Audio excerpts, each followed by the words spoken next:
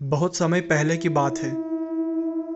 एक छोटे से गांव से थोड़ी दूर एक पुरानी झोपड़ी थी जिसे लोग भूतिया घर कहते थे। कहते हैं वहां से रात में किसी के हंसने की आवाज आती थी और सुबह झोपड़ी का दरवाजा अपने आप खुला मिलता था।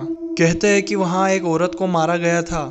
जब लोग उसे मार रहे थे तो उसने लोगों को छोड़ने को कहा, लेकिन उन लोगों ने उसे डायन समझ के मार दिया।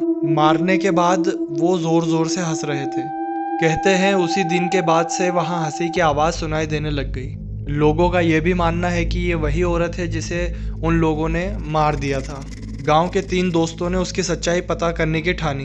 तीनों दोस्त रात के 12 बजे कैमरा, टॉर्च और मन में ढेर सारा जोश लेकर झोपड़ी की ओर कदम बढ़ाए। जब वो उस झोपड़ी की ओर जा रहे थे तो उन्हें ऐसा लगा जैसे पेड़ों से अजीब सी सरसराहट सी आवाज आ रही है, जैसे कोई उनके पीछे चल रहा हो। तभी एक दोस्त ने कहा, अगर भूत मिलेगा तो सेल्फी लेंगे। दूसरे दोस्त ने कहा, लेकिन सेल्फी में भूत नहीं आएगा। तीनों हंसने लगे, लेकिन उनकी हंसी में डर भी था। झोपड़ी के दरवाजे पर पहुंचते ही एक जोर सी आवाज आई। तीनों ने देखा, अंदर अंधेरा था, दीवारों पर मकड़ी के जाले और एक कोने में टूटी हुई लकड़ी की कुर्सी थी। जब एक दोस्त ने टॉर्च जलाई तो दीवार पर कुछ लिखा देखा। दीवार पर लिखा था, जो हंसी सुन ले यहाँ, वो हमेशा यहीं रह जाता है। ये देखकर तीनों सहम गए, लेकिन जैसे ही उसने ये कहा, एक औरत की धीमी हंसी सुनाई दी।